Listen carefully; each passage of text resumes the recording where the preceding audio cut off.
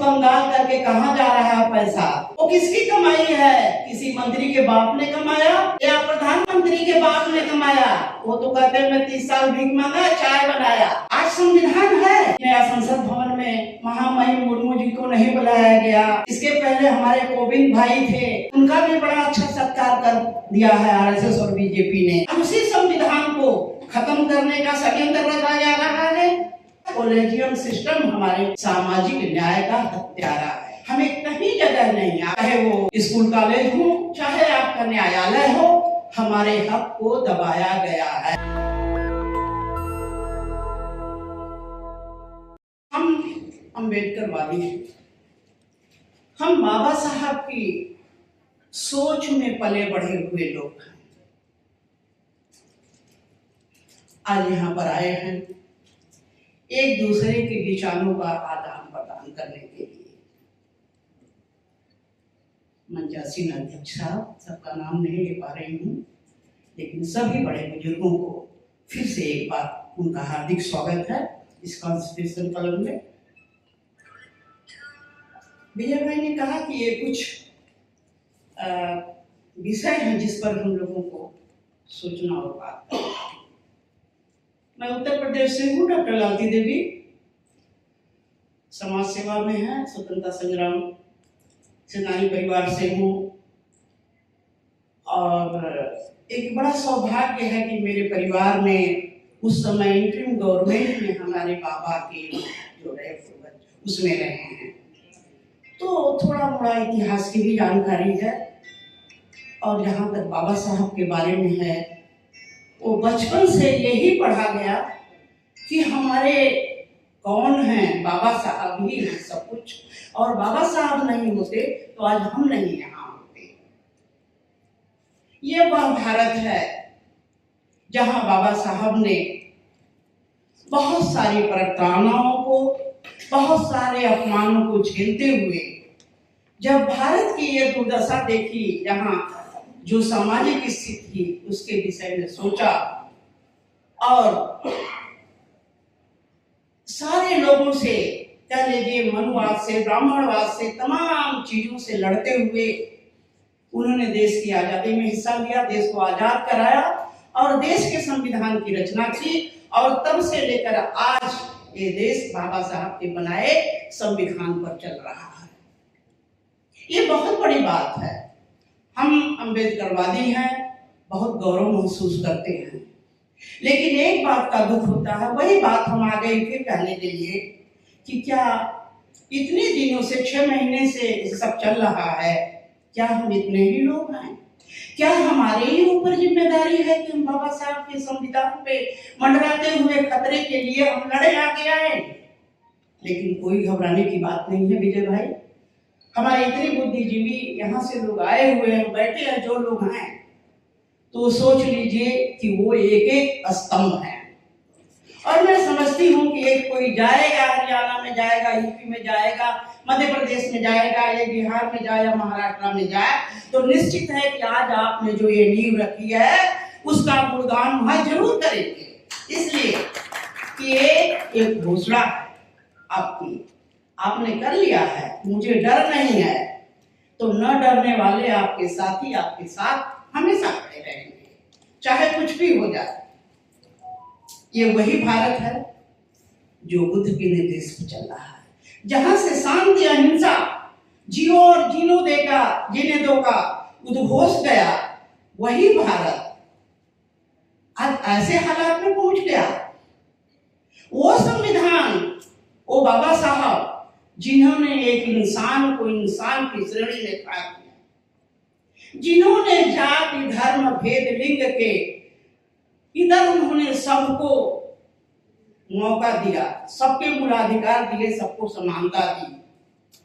उन्होंने इस गुलाम भारत को आजादी दिलवाकर आज विकास की स्थिति पर लाए जहां भारत का नाम होता है। आज उसी संविधान पर उंगलियां उठ रही हैं, आज उसी संविधान को खत्म करने का षड्यंत्र रचा जा रहा है। और इसी भारत में यहाँ सवाल ये उठता है कि क्या हम इतने बड़े खतरे को यूं ही छोड़ देंगे? यदि हमने छोड़ दिया तो हमारे गले में फिर से हड़िया और फिर झाड़ू बंधेगा। फिर आपकी दलित की महिलाओं के स्तर के कर लिए जाएंगे। हमको वहीं पहुंचाने की साजिश हो रही है। ये बहुत गंभीर विषय है। क्या हम इसको ऐसे ही छोड़ देंगे? नहीं, हमें लड़ना है, अंतिम सांस तक लड़ना है। एक बार बीजेपी की सरकार आई थी जिसमें स्वर्गीय अटल बिहारी वाजपेयी थे, तब भी संविधान बदलने की बड़ी चर्चा हुई। तो एक नारा निकला कि जिसके नेकर में कमरबंद नहीं है, संविधान बदलना कोई खेल नहीं, जो लोहे का चना शकरकंद नहीं है। एक नारा निकला था कि आज तक बाबा साहब जितना विद्वान और जानकारी रखने वाला तो कोई पैदा ही नहीं हुआ। और उस समय जब देश का संविधान बन रहा था तो ये देश की मजबूरी थी कि बाबा साहब को संविधान लिखने की जिम्मेदारी दी गई। और जो साथ में गए वो सबका थे, भाग निकले। कोई बीमार हो गया, कोई कहीं चला गया, कोई कहीं चला गया। कहना नहीं चाहिए, लेकिन ये सब हुआ और बाबा साहब की महानता थी। बाबा साहब ने अपनी महानता को स्थापित कर दिया, इसीलिए उनको विश्व में सिंबल ऑफ नॉलेज कहा जाता है और किसी के लिए नहीं कहा जाता है। ऐसे बाबा साहब जिन्होंने हमें रास्ता दिखाया। एक बात मैं कहना चाहूंगी कि हम अपने को अम्बेडकरवादी तो कहते हैं, लेकिन बाबा साहब के कहे को नहीं मानते हैं। जिस दिन हम बाबा साहब के कहे को मान लेंगे उस दिन सचमुच हम जानते हैं कि एक एक बच्चा जो है अम्बेडकरवादी बनकर के खड़ा हो जाएगा। 85 और 15 की बात होती है ना, ये 85 क्या करेंगे? वही कि जिस दिन उनको असलियत का ज्ञान हो जाएगा तो 15 क्या करेंगे? अरे आपके लोग उन्हें मुट्ठियों में दल करके पकड़ करके ऐसे मसल करके फेंक देंगे। ये ताकत और हिम्मत रखना पड़ेगा।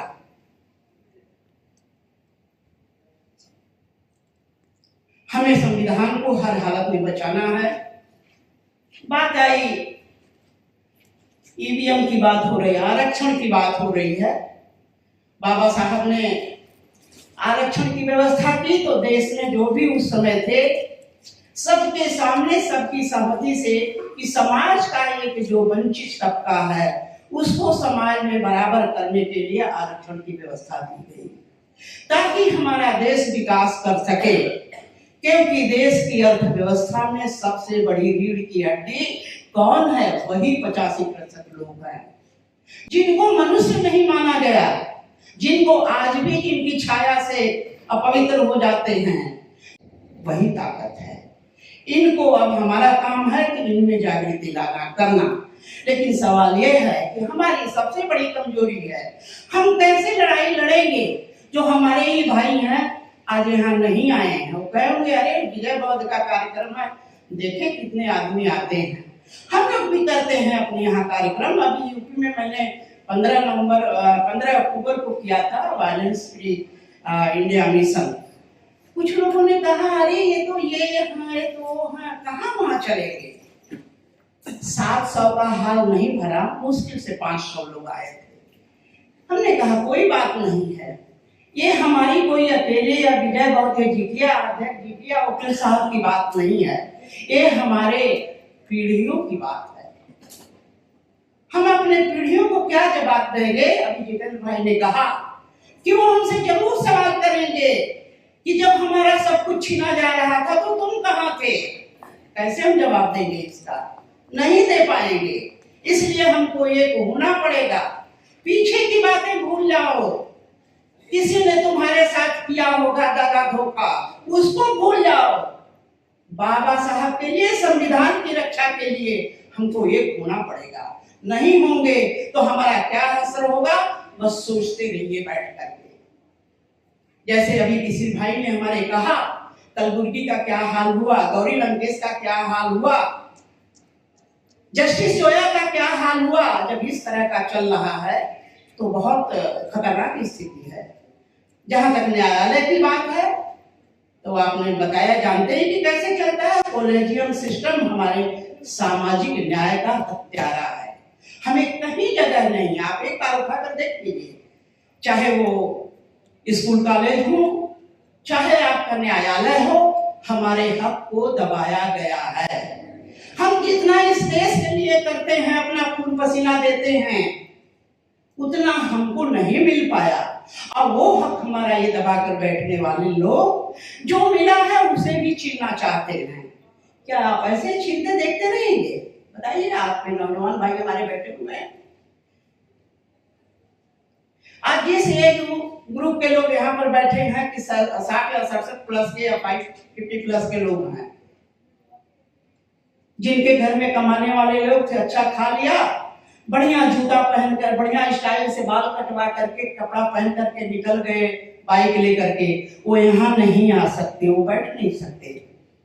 उनको क्या पता है कि उनके पूर्वजों ने क्या झेला है? और ये हमारी गलती है कि हमने बताया नहीं। बहुत से लोगों को बात सुनना चाहते कि अरे जो हमने झेला है हम अपने बच्चों को नहीं देखना चाहते। लेकिन इस चक्कर में आपने तो मूल चीज बताना भूल ही गए कि हमारे लिए बाबा साहब ने अपने बच्चों की कुर्बानी दे दी, अपने परिवार की कुर्बानी दे दी, अपने मान सम्मान की कुर्बानी दे दी। ये हम कैसे भूल जाते हैं? आरक्षण का जिनको सुविधा मिला, कुछ लोग हैं जो कहते हैं कि भाई ठीक है, कुछ न कुछ करना चाहिए, लेकिन अधिकतर हैं उनका बढ़िया बंगला बन गया, बढ़िया गाड़ी ले ली गई, बेटा चला गया विदेश में पढ़ने, बढ़िया शादी कर दिया, सब कुछ कर दिया, वहीं तक उनकी इतिश्री है। अब तो तुम्हारे बच्चों को न शिक्षा मिलेगी, न नौकरी मिलेगी, और न तुमको खाने के लिए खाना मिलेगा। अब तुम्हारा वही असर होगा जो बहुत पहले था। क्या यही चाहते हैं आप सब लोग? ईवीएम की बात चल रही है, वोट डालो इधर तो जाता है उधर। अब क्या करेंगे? हम तो उनका बहुत बहुत धन्यवाद करते हैं, हम प्राचा साहब का, भानु प्रताप जी का, और जो लोग भी उस काम में लगे हुए हैं कि ईवीएम को भी बंद कराओ। लेकिन क्या ईवीएम बंद करेगा? ईवीएम बंद होगा कि नहीं होगा, बड़ा संशय है। हम गांव में गए तो हमने कहा क्या होगा, वोट तो पड़ जाएगा उधर, तो कहे हम ईवीएम को तोड़ेंगे। कुछ नौजवानों ने कहा कि हम ईवीएम को तोड़ देंगे। ये उनका फैसला है कि जब हमारा नहीं सुना जा रहा है, तो जब हमें मरना है तो क्यों ना मार के मरे। ये भी उनका एक फैसला बहुत तजुर्बे का है कि जब हमें मरना ही है तो क्यों ना मार के मरे। ये बहुत बड़ा सवाल है। और आज की जो स्थिति चल रही है, आज संविधान है, जैसे अभी बताए कि नया संसद भवन में महामहिम मुर्मू जी को नहीं बुलाया गया। इसके पहले हमारे कोविंद भाई थे, उनका भी बड़ा अच्छा सत्कार कर दिया है आरएसएस और बीजेपी ने। लेकिन वो भी इसी बाबा साहब की देन है। लेकिन धन्य है, पता नहीं कहां उनकी सोच चली गई। किसने उनकी सोच का दमन कर दिया कि तुम एक बार भी नहीं सोचे कि इतने ऊंचे पद पर रहकर तुम्हारा अपमान हो रहा है? वो तुम्हारा अपमान नहीं था, पूरे बहुजन समाज का अपमान था, हमारे पूरे बहुजन समाज के पूर्वजों का अपमान था।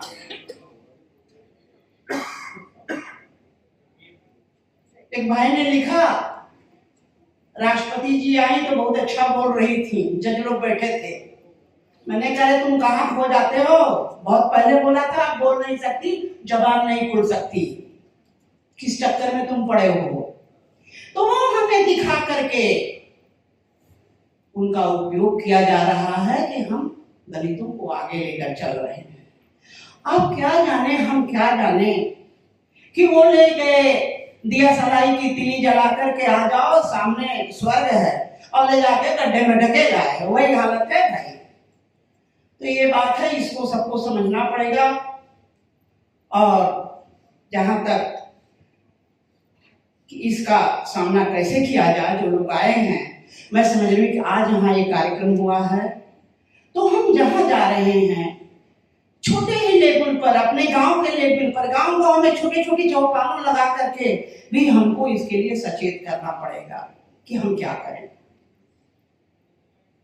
जब तक हम ये नहीं करेंगे, राजनीतिक दलों की एकता की बात कर रहे हैं, चाहे वो कोई भी पार्टी हो, उतना प्रतिनिधित्व देती है बहुजन समाज के लोगों को।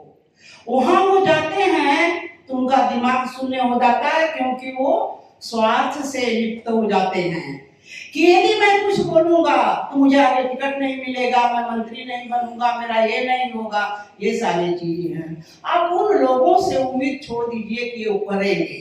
अभी आपने कहा, महाराष्ट्र से आए हुए हैं भाई साहब ने कहा कि उनके लिए करना है, लेकिन हमारे सामने अब भी हमारे समाज, बहुजन समाज के लोग, मुश्किल से 1-2% लोग हैं जो घर पे रोटी खाते हैं या बहुत अच्छी स्थिति में हैं, वो कर सकते हैं।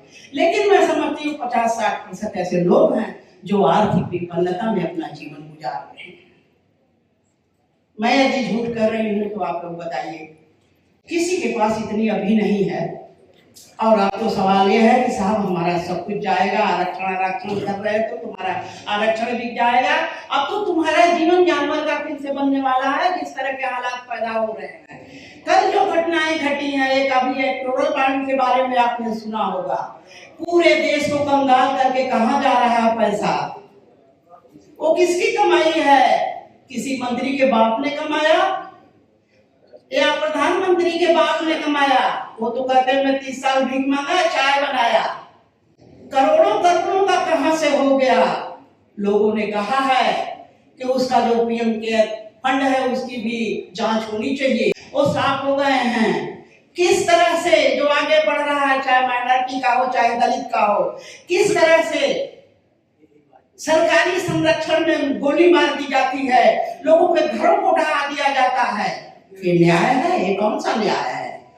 ये समाज, ये संविधान और लोकतंत्र की उपेक्षा नहीं है तो क्या है?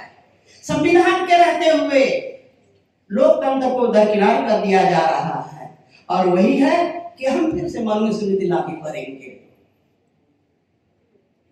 हम में से कितने लोग हैं जो चाहते हैं कि मनुस्मृति लागू हो जाए, हम कुछ ना करें? वो हाथ उठा दें। कोई चाहता है? क्यों बहनी? तो ये सवाल है, और हम जो यहाँ इकट्ठे हुए हैं कि बहुत बड़ी बुरी स्थिति आ गई है।